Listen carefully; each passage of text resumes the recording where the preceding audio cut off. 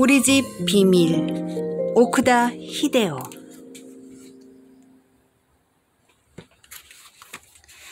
아스미는 5살 때 엄마의 뜻에 따라 피아노를 배우기 시작했는데 선생들이 하나같이 엄격해서 별로 즐겁지 않았다.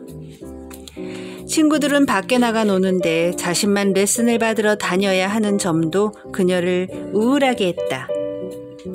중3이 되자 더는 배우고 싶지 않은 데다 반항기까지 와서 마침내 피아노를 그만두고 말았다. 그때까지 매일 3시간 넘게 연습해온 터라 좌절감도 컸다. 그 여파로 클래식이 싫어지기까지 했다. 달라진 것은 사회인이 되고 나서다. 아스미가 취직한 신용 판매 회사에서 공연을 후원하는 일이 많았고 덕분에 연주회 티켓이 들어오곤 했다. 그 중에 컴백한 오니시 씨의 솔로 연주회 티켓이 있었다. 반가운 이름이었고 마침 시간도 있어서 별 생각 없이 보러 갔는데 그 밤에 아스미는 그만 마음을 빼앗기고 말았다. 오니시 씨의 연주가 편안하고 기분 좋았기 때문이다. 간결하면서도 괜스레 어려운 것을 시도하지 않은 태도가 좋았다. 마치 무색 투명을 지향하는 것이 아닐까 싶을 만큼 색조가 없었다. 아무것도 의도하지 않으며 외치지 않는 고요함. 저런 표현법도 있었나 하고 눈이 번쩍 뜨이는 느낌이었다. 그 후로 아스미는 다시 피아노를 좋아하게 되었다. 그래서 오니시 씨에게 감사하고 싶었다. 진료를 마친 오니시 씨가 카운터로 왔다. 실밥 뽑는 날짜를 정해야 한다. 아스미는 오니시 씨의 공연 일정을 꿰고 있었다. 다음 주에는 오미야의 미토에서 연주회가 있다. 그러니까 그날을 피해서 수요일 오전 10시가 어떠세요? 아스미가 묻자 오니시 씨는 2초 정도 달력을 바라보다가 네, 좋습니다. 라고 대답했다. 잠시나마 매니저가 된 기분이었다. 진통제를 드시고 오늘도 힘내세요. 네. 오니시 씨는 총 맞은 새 같은 표정을 잠시 지었지만 이내 미소를 머금으며 고개를 끄덕였다.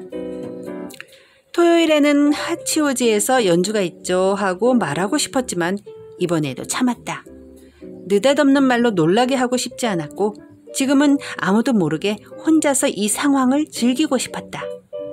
그럼 몸조리 잘하세요. 네, 고맙습니다. 오니시 씨가 부은 뺨을 누르면서 돌아갔다.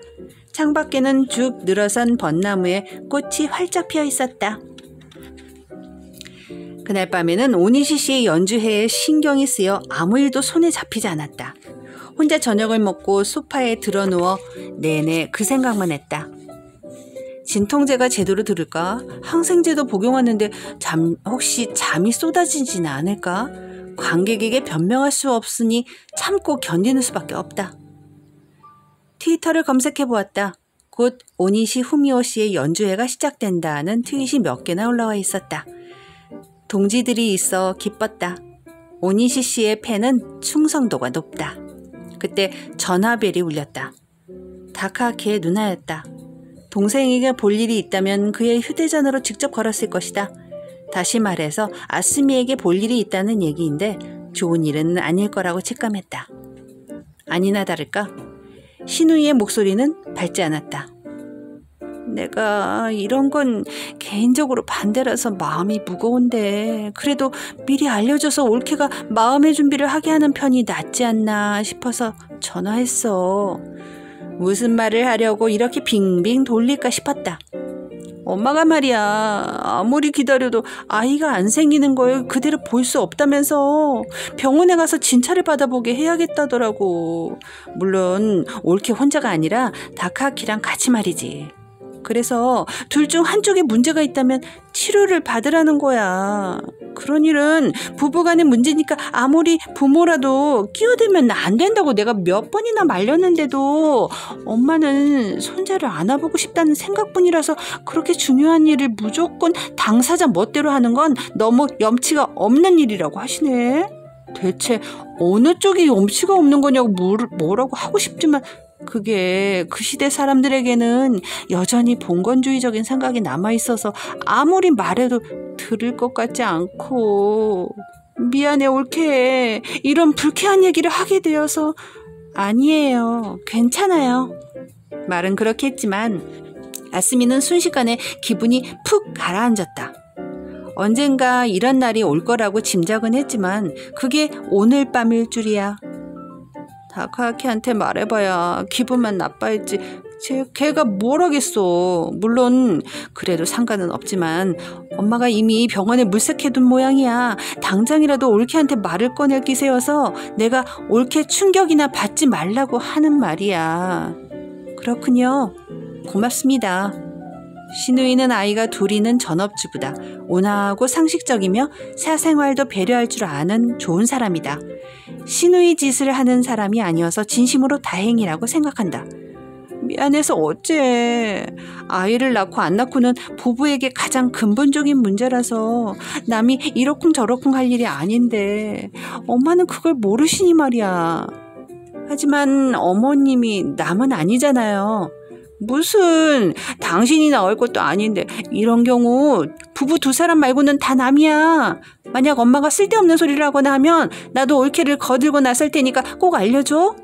다케유키는 도움이 안 되잖아. 아스미는 씁쓸하게 웃었다. 시누이 말 맞다나 다케야키는 숫기가 없어서인지 말을 딱 부러지게 하지 못한다. 프로포즈도 이메일로 했을 정도다. 전화를 끊고 나자 만사가 귀찮아져서 천장을 올려다보고 서서 한숨을 푹푹 내쉬었다. 부모란 어쩜 그렇게 하나 같을까? 아스미의 친정엄마도 딸한테 아이가 생기지 않아 걱정이 이만저만 아니다. 말로 하지는 않지만 태도로 알 수 있다. 친정에서 함께 텔레비전을 보다가도 아기만 나오면 어색해하며 입을 다문다. 혹시 사돈 볼 면목이 없다고 여기는 것일까? 아스미는 스마트폰으로 트위터를 확인해 보았다. 오니시 씨의 연주회에 관한 트윗이 두세 개 더 올라와 있다. 오늘 밤 연주는 엄청나게 열정적이네요. 어떻게 된 일이죠, 오니시 씨? 이를 악물고 연주하는 오니시 씨를 오랜만에 봤습니다. 으하하!